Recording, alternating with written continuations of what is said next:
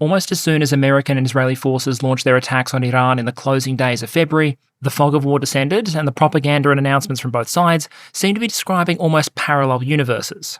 In the Iranian narrative, more than 500 American troops had been killed by March the 5th. Drones launched by the IRGC had struck an American carrier, while one of the main reasons their missile campaign wasn't causing more damage wasn't because of shortages or strike activity, but rather because, quote, "we have no intention of deploying all our advanced weapons and equipment from the outset," end quote. Meanwhile, on the US side, the operation apparently wasn't just going well, it was successful enough to break the scoring scale, with Trump reportedly rating the war at 12 to 15 out of 10 so far, and publicly stating the US didn't need military assistance from the UK's 2 aircraft carriers, stating, quote, "we don't need people that join wars after we've already won," end quote. But through a lot of the coverage, there was one point where the stories seemed to converge. Everyone, apparently, was running out of weapons, with potentially enormous implications for how this was all going to play out.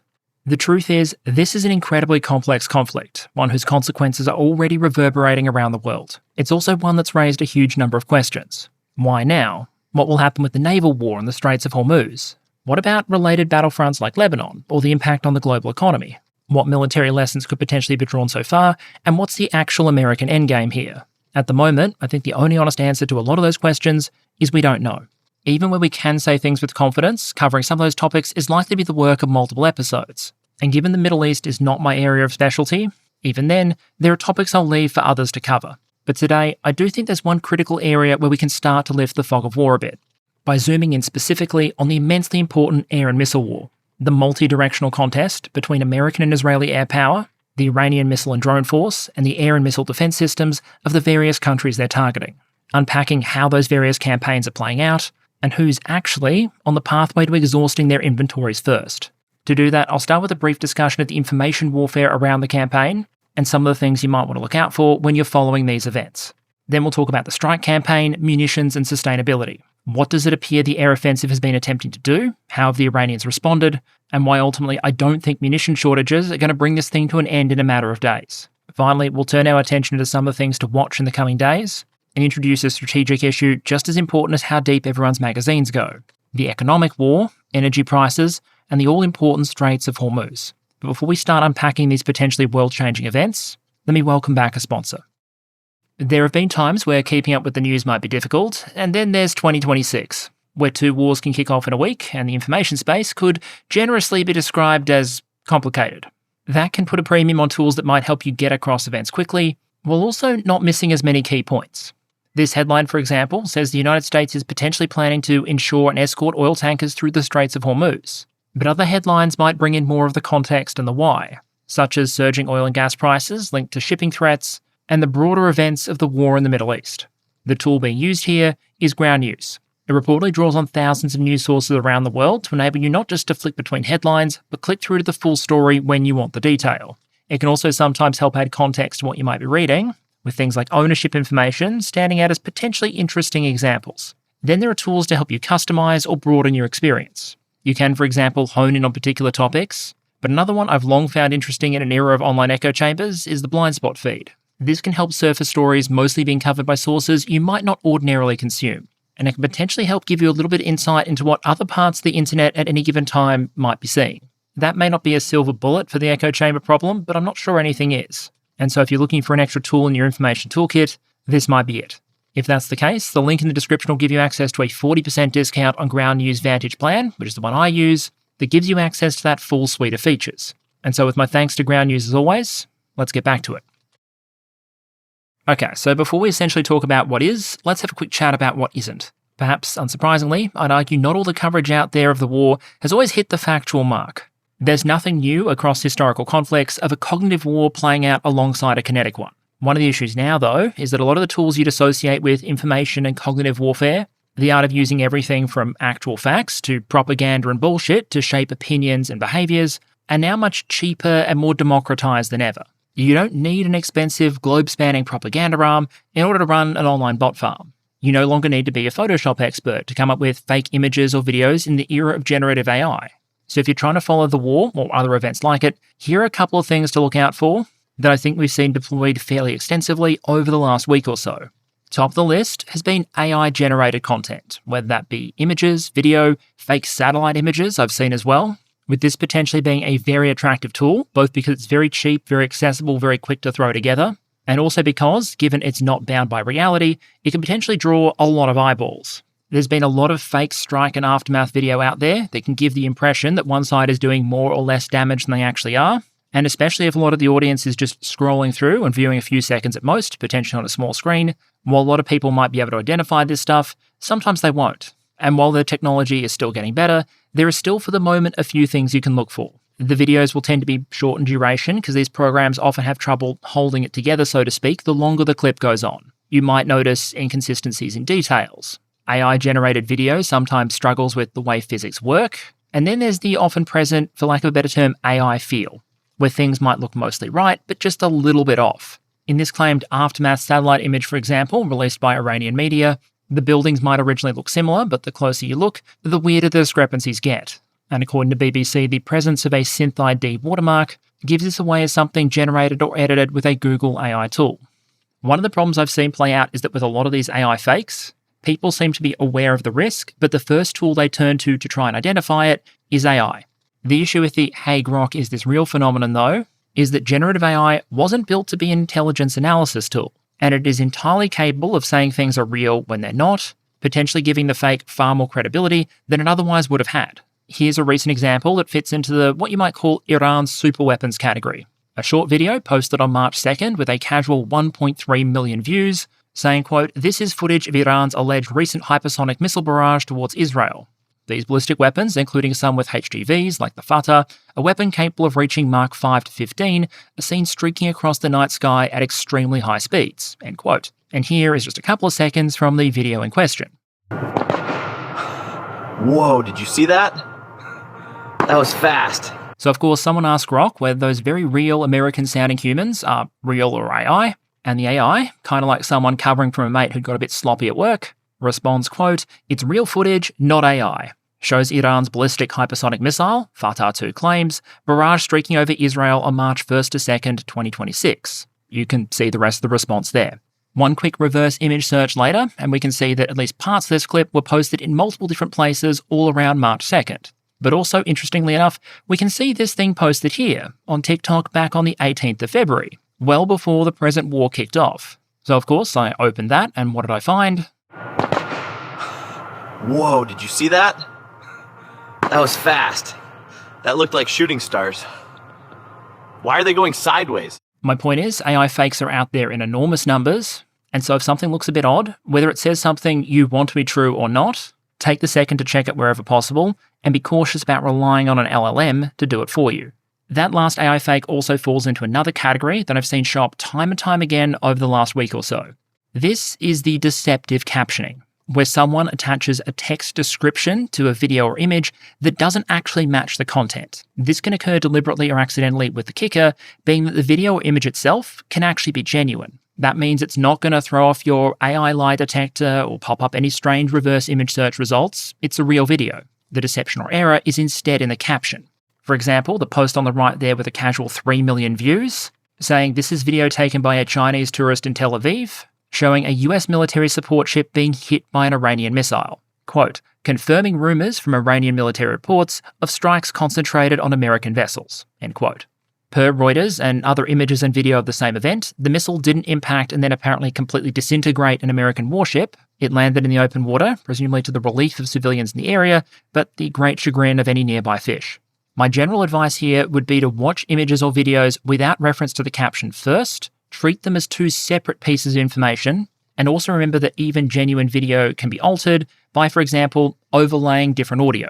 Another popular variant on this one has been content recycling, where, for example, we might see images or videos from the 12-day war back in 2025, reposted and used as evidence, for example, of ongoing Iranian missile attacks. Like so many of these things, though, it isn't just 12-day war examples, and it isn't just a one-sided affair. On the bottom right there, you can see a claim that Shahed drones launched by Iran towards Cyprus were, quote, partially manufactured in Russia using Western components, with videos showing a Russian-made Kometa satellite navigation module recovered from one drone. We've talked about those Kometa SERPs before, controlled reception pattern antennas, which are one of the tools the Russians use to make their Shahed derivatives more EW resistant.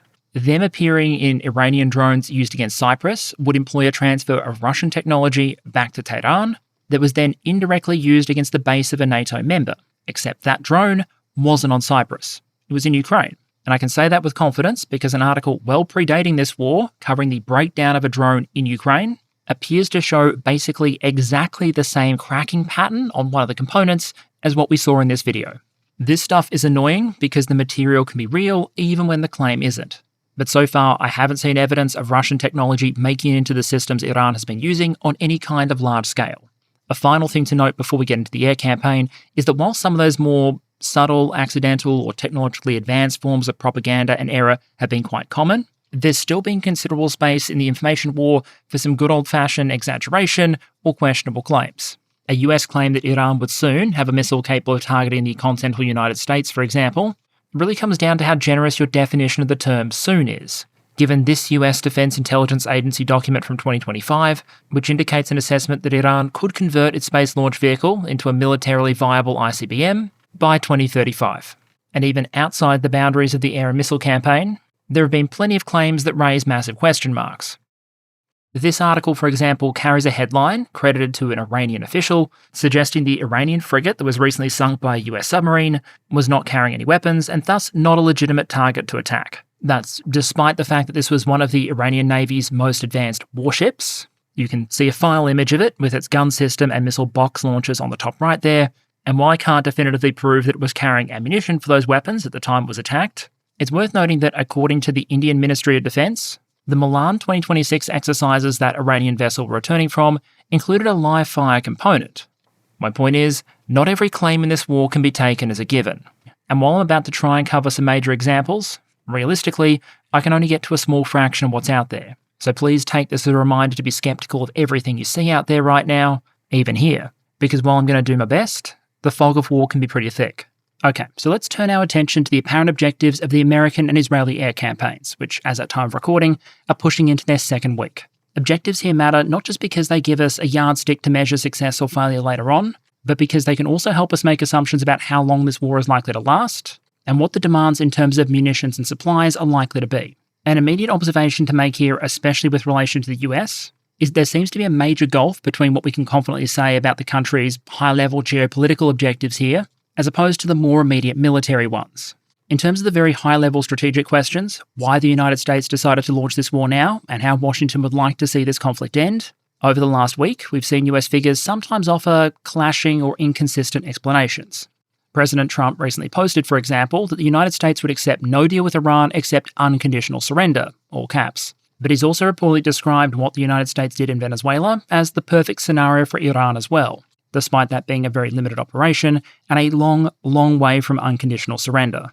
Complicating things further, Trump also demanded Tehran's unconditional surrender back during the 12-day war in 2025, but we basically saw that war end with a ceasefire and ongoing negotiations, not unconditional surrender, making it hard to be certain where Washington's likely to set the strategic finish line this time. Where we appear to have been given a bit more clarity is on the immediate military objectives of the operation. These were set out by Pete Hegseth as destroying Iran's offensive missiles and drones, destroying their missile production facilities, going after Iran's navy and security infrastructure, and ensuring that Iran would never have a nuclear weapon. To that end, a lot of the targets we've seen struck by the Americans or Israelis so far fall into a couple of key categories. Senior leaders, including the Ayatollah himself, who was reportedly hit right near the start of the operation in the midst of a meeting with a number of other senior leaders. Secondly, any potential threats to American or Israeli aircraft, including surface-to-air missile systems, radars, and of course Iranian aircraft, with this war already seeing a number of aircraft destroyed on the ground or in the air, including 2 Sukhoi 24s reportedly shot down by the Qatari Air Force, and what may be the world's first air-to-air shoot-down of a manned aircraft by an F-35, with an Israeli fighter shooting down a Russian-built Yak-130 over Tehran. As you can see on screen, the overwhelming majority of targets being struck in Iran over that first 100 hours have been concentrated either on the west and south of the country or around Tehran proper. Those are the areas of Iran most proximate to its relevant neighbours, and to the strategic choke point that is the Straits of Hormuz. After that original focus on Iranian leaders and securing air superiority, we've started to see the target set broaden. Military bases, nuclear sites, Basij facilities, naval assets, and among other things, Iran's missile and drone launch capabilities. Given the overwhelming majority of Iran's missiles are fired by mobile platforms, that's been a return to something we saw during the 12-day war, and arguably the Gulf War before it, with a bit of a scud hunt. American and Israeli aircraft, manned and unmanned, ranging over Iran and trying to hunt down these mobile launchers that had already fired hundreds of ballistic missiles within the first few days of the war. Then on the flip side, we have the way that Iran has so far responded to those American and Israeli strikes. Officially, all of that response falls under a single heading, Operation True Promise 4. The thing is, while giving it a single operation name might imply it's been a single, coordinated, cohesive, focused effort, so far, the Iranian missile and drone campaign actually looks much more fragmented than that, with Iran essentially responding to air attacks by the American and Israeli air forces the only logical way, by firing missiles and drones at basically everyone in the region, whether they were attacking Iran or not. As at time of recording, Iranian missiles or drones have reportedly hit or at least been fired against targets in the following countries: Oman, the UAE, Qatar, Bahrain, Saudi Arabia, Kuwait, Iraq, Jordan, Israel, Cyprus, Turkey, and a very confused Azerbaijan. With the key observation here being that some countries are being hit, seemingly whether they're cooperating with the US and Israelis on these strikes or not. Saudi Arabia, for example, very publicly announced that it wouldn't allow bases and infrastructure in its country to be used by the US to launch attacks against Iran. It was hit anyway. In that case, targets including oil facilities, the lifeblood of the Saudi economy. Kuwait is a close American ally and cop flak, but so too did Oman, which was facilitating negotiations between the two sides before the war broke out. There are reportedly billions of dollars worth of Iranian assets held in the United Arab Emirates, and yet the Emirates have been on the receiving end of some of Iran's largest missile and drone salvos. Then finally we have this apparent hit, an Iranian drone making it to an airport in Azerbaijan, roughly a day after Azerbaijan's president visited the Iranian embassy there and reiterated his condolences for the death of Khamenei. Iran's response to that strike in particular has been somewhat conflicted, with reported denials from some quarters, while part of the military has reportedly warned of potential future attacks on Azerbaijan unless they, quote, immediately expel the Zionists and their assets from their soil, end quote. So basically, over the last week, Iran found itself in a 2-on-1 bar fight and seems to have decided the best way to improve the situation was to start throwing hands at every bystander in the room as well. Big question, why? To an extent, the Iranians themselves have suggested this might not be an entirely deliberate strategy at all. Speaking after the attack on Oman, the Iranian foreign minister said the attack had not been their choice, and that we, presumably meaning the Iranian government, had, quote, already told our armed forces to be careful about the targets they choose, but that, quote, our military units are now in fact independent and somewhat isolated, and they are acting based on general instructions given to them in advance, end quote. What he seems to be suggesting is that command and control is in such a dismal state at the moment that many of these IRGC missile and drone units, remembering the missiles are held by the IRGC, not the regular Iranian military, are acting essentially independently. They're shooting either at what they themselves want to shoot at, or what pre-war instructions tell them to go after. And so if those orders assumed that in the event of an American attack, British bases on Cyprus would be in use, or the missile commander in question has a cousin in Azerbaijan that he really, really doesn't like, you might see this fail-deadly combination, if you like, sending missiles and drones against targets that don't match the existing strategic circumstances. It's also the case that we might be observing the results of ongoing power struggles and divisions. Just because the Iranian president says something, as we'll see a bit later, that doesn't have to mean that other parts of the government or the IRGC agree. And given it's the Revolutionary Guards Corps with their fingers on the proverbial trigger, in practical terms, they might be the ones best placed to determine when and where the missiles or drones fly. Another explanation that isn't mutually exclusive with the above is that some or all of this targeting is in fact very deliberate, and we can potentially derive some of that objective from what targets we see being attacked and how. There are a couple of broad categories of things we've seen hit so far. Bases, especially US military bases and missile defense systems, major economic targets like refineries and energy infrastructure, and also a number of high-profile civilian buildings like the Palm Hotel in Dubai or the Burj Al Arab. It makes perfect sense, for example, that Iran might want to attack US military bases in some of these surrounding countries, as in this case on the right, where you can see an Iranian Shahed diving down on an American facility, about to have a face-to-face encounter with a SATCOM dome. Some of the most valuable targets we've seen the Iranians hit so far are radars and sensors critical to regional missile defense. Think the AN/TPY-2 radar used by the THAAD battery in Jordan, or an apparent hit on the massive AN/FPS-132 phased array radar, capable of providing theatre-level missile warning that was positioned in Qatar. From an Iranian military perspective, going after these kind of targets might be a valuable way to decrease the effect of missile defences in the region and increase the impact of their other missiles. But in order to hit these systems, they obviously have to fire ordnance into the countries where they're based. Another element I don't think I've seen mentioned enough is range and target difficulty. Not all of Iran's missiles are created equal. In order to realistically hit Israel, Iran needs to be using missiles in the intermediate or medium-range ballistic missile category. If they want to launch from further east in the country, further away from roving Israeli patrols, the range requirements get even higher. But a lot of Iran's arsenal is made up of cheaper, short-range systems. You can absolutely sling a Scud derivative to Kuwait, but you're not getting it to Tel Aviv. And so if the IRGC is desperate to hit something with their missiles before they potentially lose them, their choices are basically limited to their immediate neighbours. There are also undoubtedly economic impacts from some of these strikes.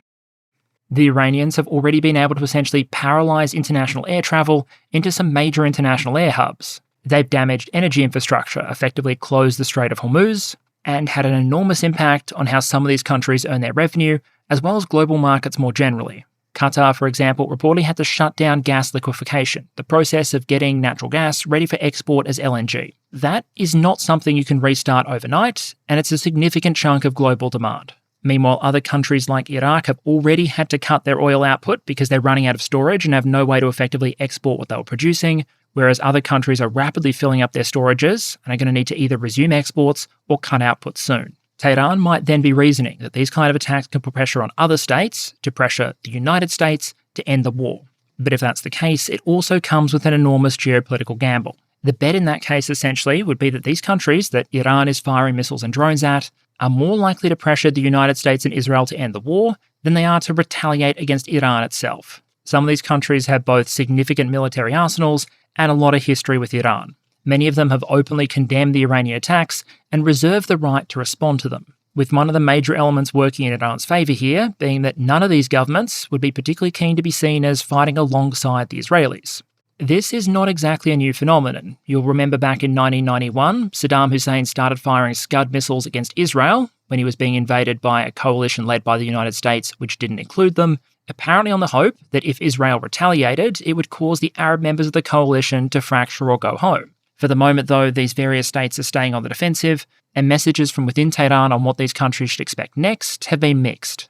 We saw Iran's president, for example, publicly apologise to some of these countries and indicate that Iran would no longer be attacking them unless those countries allowed attacks to be launched from their territory. He was then sharply criticised for saying that by others within the Iranian system, and as at time of recording, attacks appear to be ongoing. So that's what both sides have broadly been targeting. Where does the question of stockpiles come in?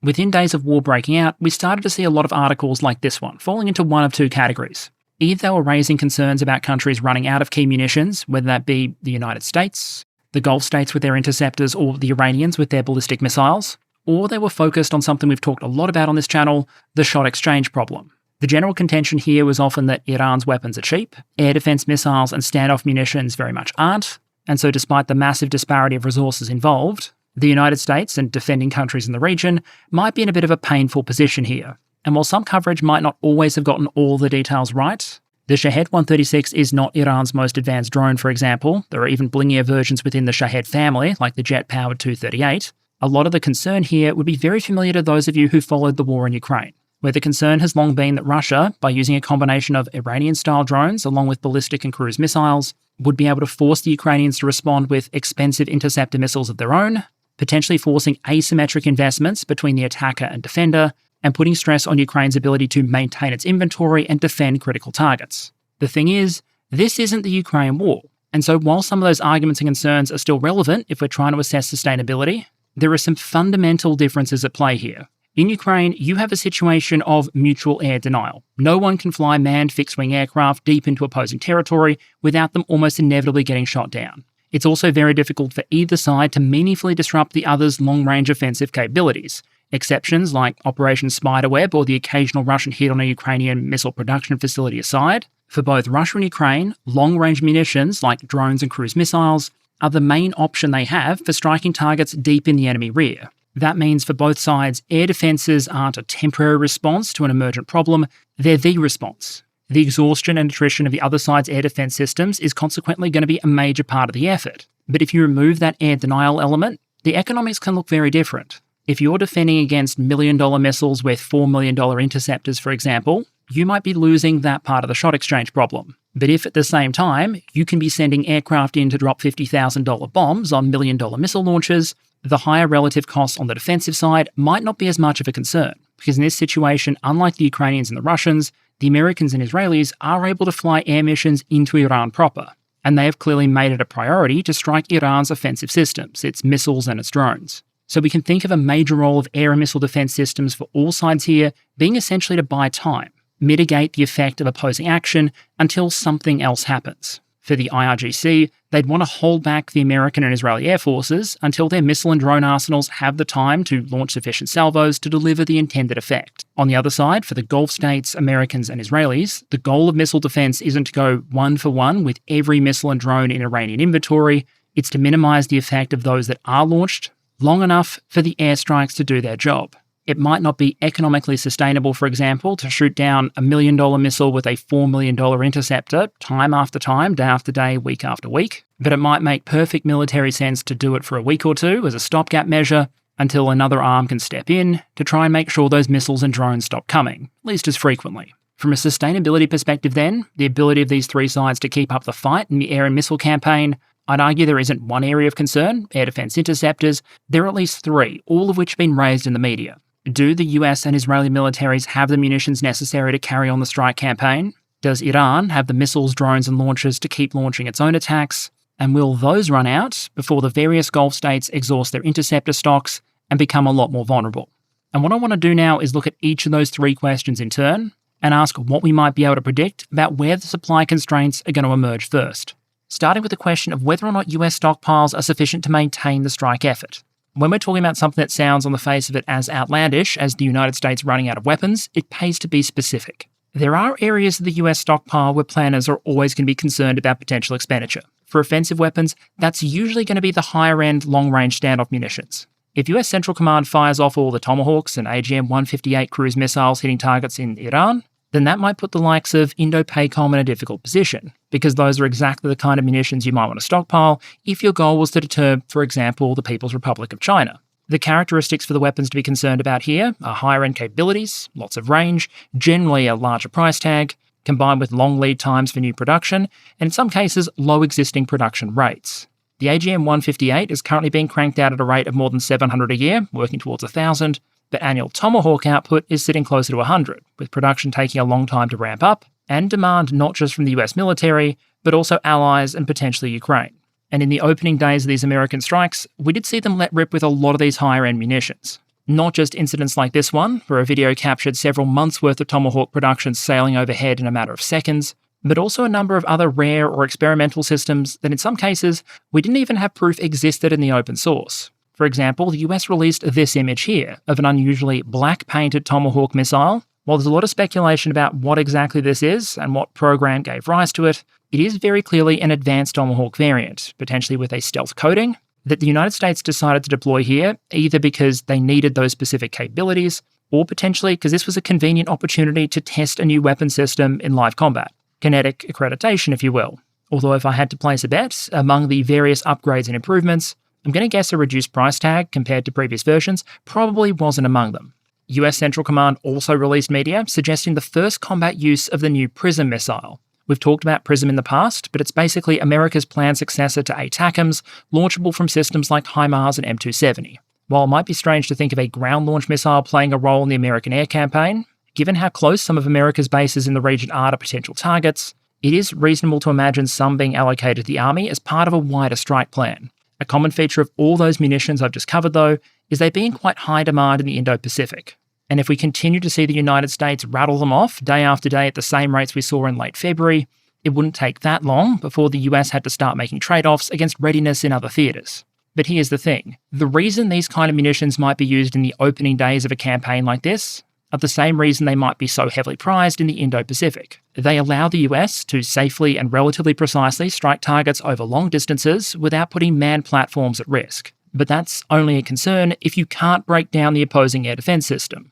If you can, then instead as risk starts to fall, you can start using less exquisite munitions. You might start with things like Tomahawk or JASSM, but then get to the point where you can start sending more survival platforms like stealth bombers into opposing airspace where they can use cheaper, shorter range munitions. A B-2, for example, that might be difficult to detect or target, may be able to get close enough to use a whole bunch of JDAMs rather than yeeting cruise missiles from a distance. More permissive again, and you can keep using those cheap munitions, but without needing the expensive stealth aircraft to do so.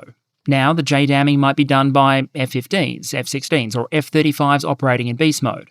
That's where instead of carrying all the payload internally to maximise the stealth of the aircraft, you start carrying munitions externally, maximising payload, at the cost of reduced stealth.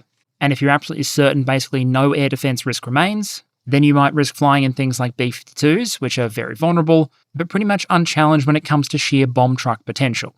That imperative to try and shift from standoff to stand-in munitions isn't just about preserving the higher-end stuff for alternative scenarios. It's also important if you want to up the strike tempo and potentially hit more targets. All else being equal, a platform's going to be able to carry a lot more small JDAMs or small-diameter bombs than they are full-size cruise missiles. For example, in testing, we've seen a B-2 Spirit drop 8,500-pound JDAMs in a single pass. And given each of those can potentially be independently targeted, then unless the target specifically requires a larger munition, being able to make the munition switch in a sufficiently permissive environment can mean more targets being hit at a lower cost per. As for where the air campaign currently is on that spectrum, I'd suggest somewhere in the middle here. There are still likely parts of Iranian airspace where the Americans and Israelis opt for a greater degree of caution, but they do seem to be treating at least chunks of Iranian airspace as safe enough that they're comfortable opting for some of the lower cost, simpler options. And there are several points of evidence I put forward to suggest that.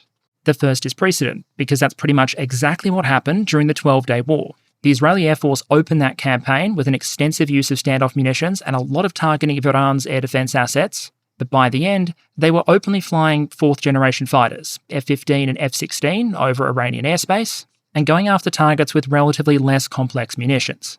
So if the Israelis were successfully able to suppress the Iranian air defense system relatively quickly back in 2025, it's not surprising a combined American-Israeli effort has been able to do it this time.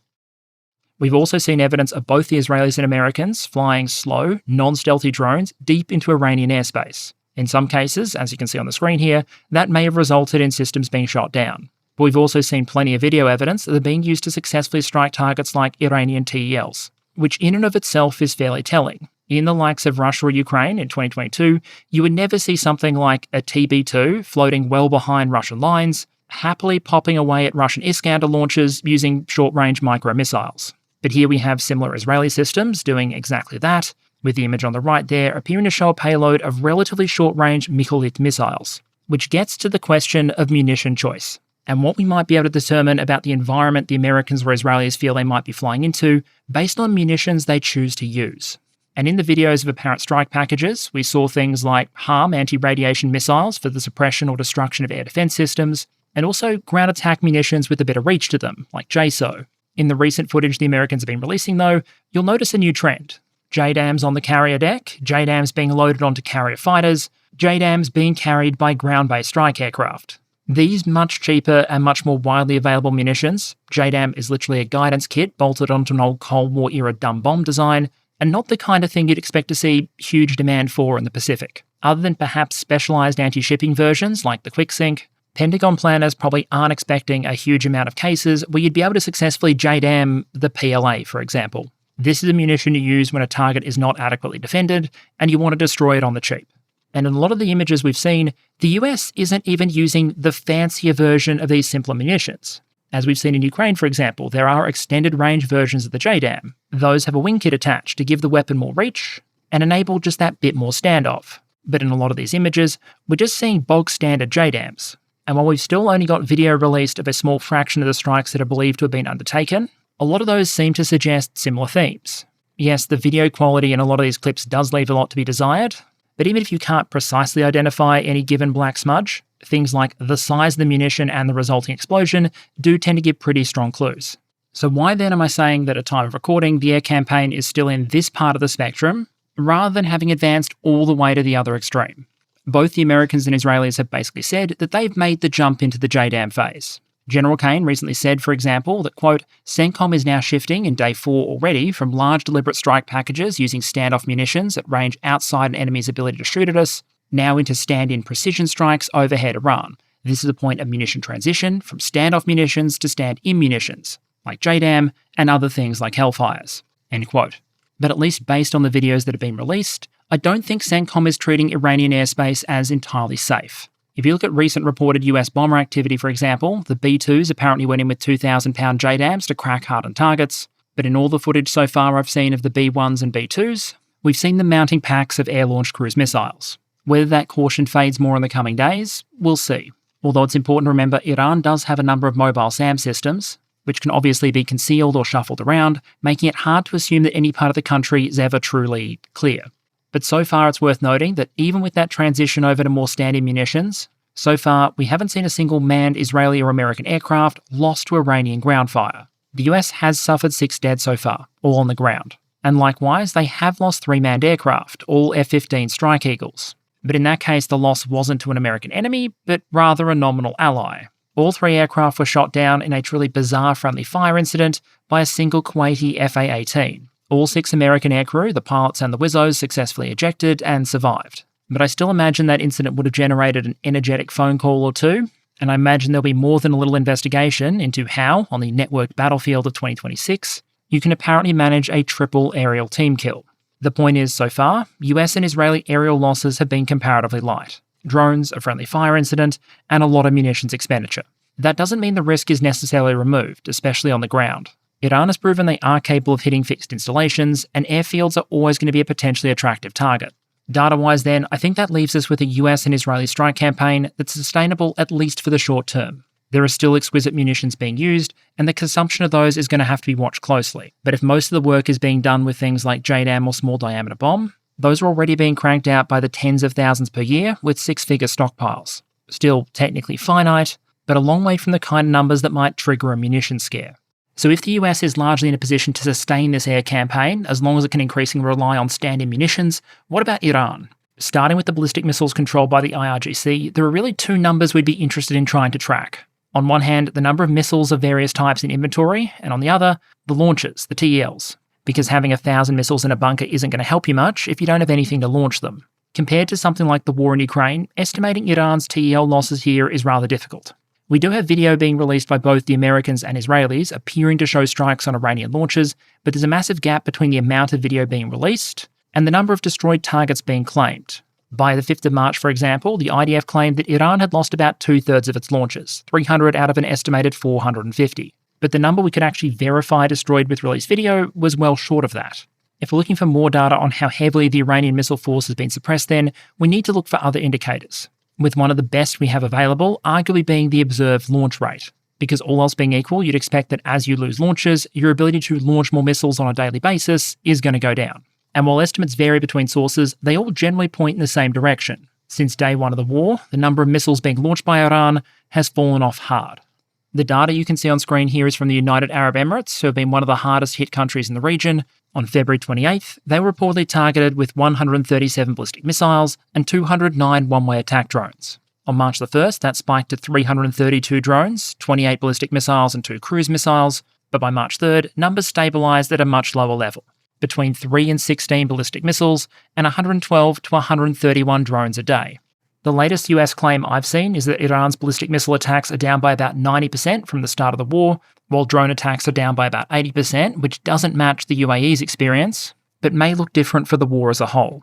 If we assume that's broadly correct then, the big question of concern to us is why? And I mean that in 2 ways. Firstly, why is the reduction happening? Is this because Iran's launches and missiles are being destroyed and expended, or because they're choosing to conserve and conceal them for later use, or some combination thereof? And if it is a result of launches being hunted down, why is this effort so much more successful than, say, the US Scud hunt during the Gulf War? To the first question, I think the most reasonable assumption to make until we get more data is that it's probably a combination of the two. The Iranians are clearly losing a lot of launches and infrastructure, so there's probably pretty strong incentives on commanders and crews, the remaining ones, to perhaps not be overly keen to stick their heads out. Then there are some of the issues that might make ballistic missile launchers vulnerable, even when they have a country several times larger than France to hide in, or at least when they actually try to launch.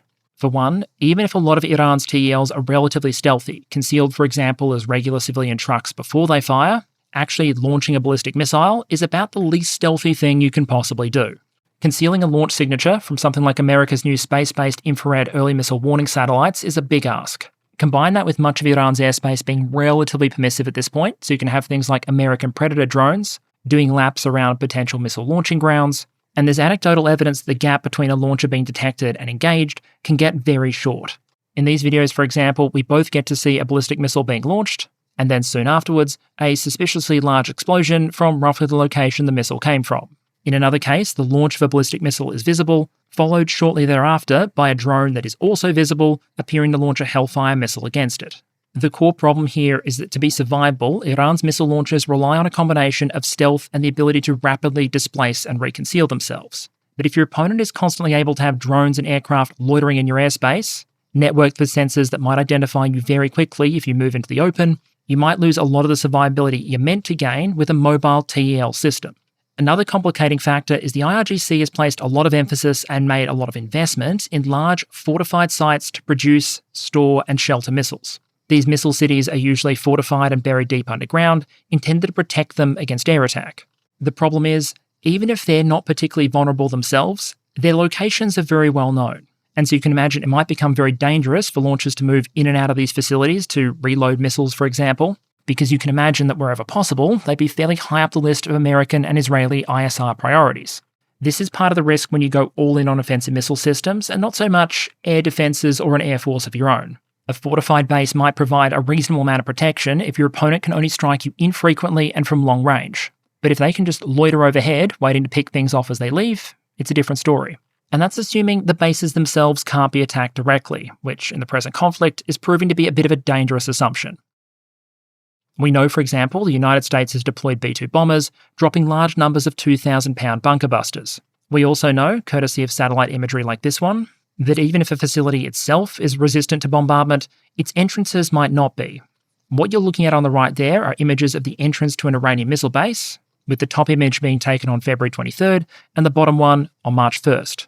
As you can see, each of them appears to have been caved in. Now, under ordinary peacetime conditions, that might not necessarily be a lasting problem. You bring in some heavy engineering equipment, you excavate, and you return the base to normal operations. But if you're still under active air attack, that might be easier said than done. A key point though is just because launches drop by X% doesn't mean you can assume that X% of launches or inventory have been destroyed. Some of the inventory might be trapped in fortified bases, sheltering, suppressed, or simply being withheld. But I do think we can say with higher confidence that Iran's ability to continuously launch larger salvos like we saw right at the start of the war has almost certainly been significantly degraded. Critically, that doesn't mean the launches are ever going to stop, or there won't be any larger salvos in the future. And as we saw in that UAE data earlier, a lot of the fall-off we observed happened relatively early, with it seemingly being much harder for the US and Israelis to suppress that launch rate all the way down to zero. As Ukraine has very clearly shown, it can be very hard to knock out a country's ability to produce and launch one-way attack drones, given how simple they are, and the extent to which you can decentralize production and launch. The threat then is likely to persist even as the air campaign carries on, but at a much lower overall tempo than we saw even a week ago. Which gets us to the question of whether the missile defenders in this scenario, not just the United States and Israel, but the Gulf states that have been targeted as well, have the inventory necessary to defend against expected missile and drone attacks. On one hand, two things are already clear. Over the last week, these states have fired off an enormous number of interceptors, especially against Iranian ballistic missiles. Zelensky gave an estimated figure of 800 Patriot interceptors having been used, presumably across all the defending countries involved, which, given the price tag of your average PAC-3 interceptor, might cause a bit of sticker shock even for oil-rich states. But while firing off hundreds of multi-million-dollar missiles is inevitably going to be expensive, whether it's sustainable long enough is more related to production rates and inventories. Seemingly one of the most pessimistic assessments here actually came from US Secretary of State Marco Rubio, partly to help explain why the United States felt the need to attack Iran and its missile program now. Rubio seemed to suggest that production of new Iranian ballistic missiles was well outstripping the production of interceptors to potentially counter them. Quote, "They are producing, by some estimates, over 100 of these missiles a month. Compare that to the 6 or 7 interceptors that can be built a month." End quote. To put it politely, those numbers feel a tad wonky and could probably do with some extra detail. For argument, let's take the 100 Iranian missiles a month as a given for the moment, but it's hard to see how the United States would have become a world leader in surface-to-air missile sales if it was only cranking out interceptors at a rate of 6 to 7 per month. Generously, Secretary Rubio might have been talking specifically about America's Talon interceptor, fired by the Terminal High Altitude Air Defense System, which in 2025 was produced at a rate of about 98 for the year, or 8 per month, with the goal being to ramp up to a rate of around 33 per month. But that is very much at the exquisite and rare end of the spectrum, and it's well outnumbered in US service by the various members of the Standard Missile series fired from US warships, and of course, Patriot. In 2025, the PAC-3 interceptors specifically for Patriot were cranked out at a rate of about 52 a month, with the reported goal being to crank that up to around 63 by 2027 and 167 by 2030. Put just the PAC-3 and Talon numbers together, and Rubio's number is starting to look off by about an order of magnitude. Then it's important to remember that when it comes to missile defense in the Middle East, the United States is a major player, but not the only one in the game. Israel has its own domestic systems and its own domestic production, and a number of the other Middle Eastern states have also diversified their inventories. At the moment, it sometimes feels like every video of intercepts coming out of a place like the UAE is labelled as a Patriot engagement. But the UAE has also reported shooting down incoming Iranian ballistic missiles with their Korean SAMs, for example. In other words, in the context of a regional war like this, it just doesn't make sense to compare Iranian ballistic missile production in total to just the American production of one specific interceptor system. Many of these states are very wealthy and have been aware of Iran's missile inventory for a long time. A lot of them are very well stocked when it comes to missile defense, with a decent amount of quality non-American kit. Just at the high end, for example, the UAE operates those Korean SAMs, 9 Patriot, and 2 THAAD batteries. Their most recent THAAD interceptor purchase was for 96 Talon missiles. And if you look just at 2 announcements, one in 2018 and 2019, you'll see more than 550 Patriot interceptors.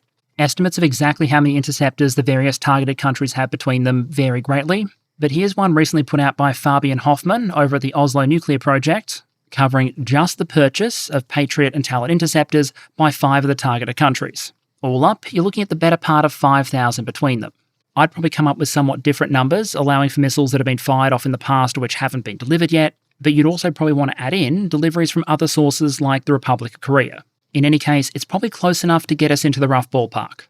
A pool of several thousand high-end interceptors, although unevenly spread between the targeted countries.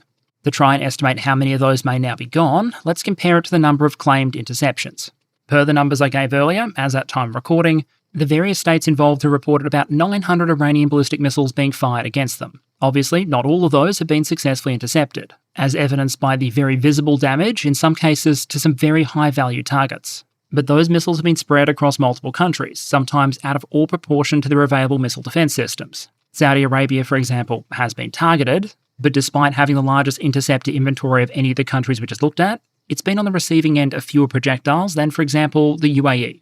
The Emirates then might be a good case study for where levels might currently sit. As at time of recording, they claim to have been attacked by about 190 ballistic missiles, 8 cruise missiles, and 940 drones. Of those, they claim all of the cruise missiles and 175 ballistic missiles intercepted. For the sake of simple math though, we're going to assume that they attempted intercepts against all of those missiles, even the ones that ultimately landed. We'll also make a rough assumption that on average, 2 high-end interceptors were fired against every ballistic or cruise threat, while 10% of the intercepted Shaheds were handled by high-end systems, with the rest being covered by things like medium air defense systems and combat air patrols. Note, that last assumption is one of the most important to projecting how quickly these inventories will exhaust. Some of the coverage I've seen seems to assume that the only way the Gulf states have to bring down Shahed drones is using Patriot missiles. This article here, for example, says that, quote, for every $1 million that Iran spends on a drone swarm, the US and its allies must spend upwards of $100 million to stop it, end quote.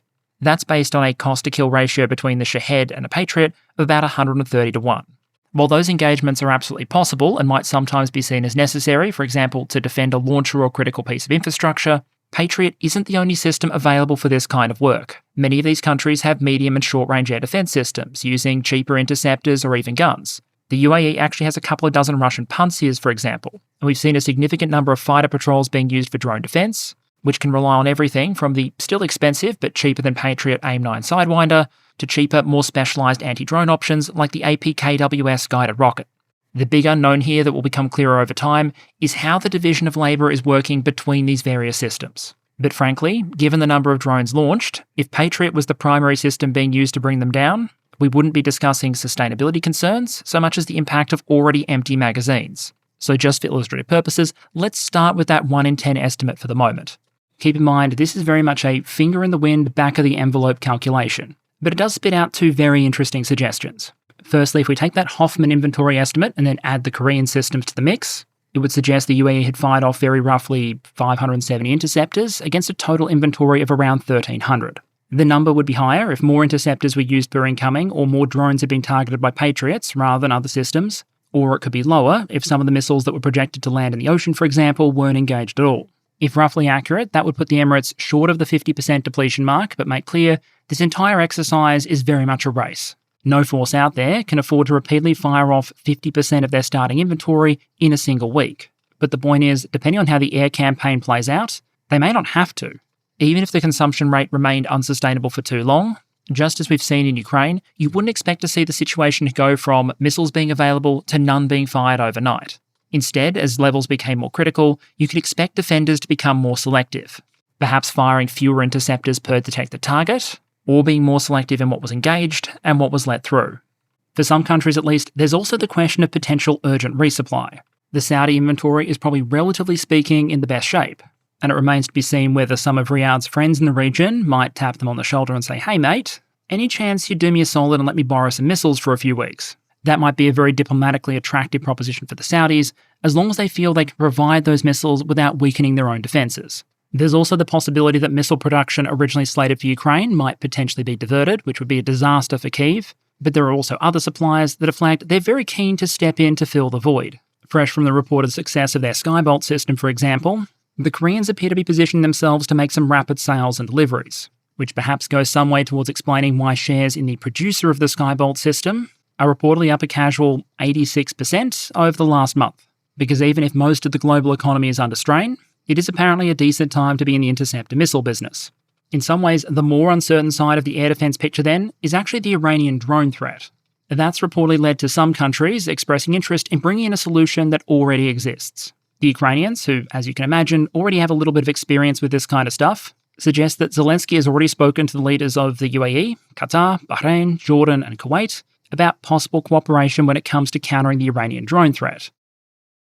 What the Ukrainians seem to be offering is basically interceptor drones and expert personnel in exchange for higher-end munitions, like Patriot interceptors, that Ukraine itself is desperately short on.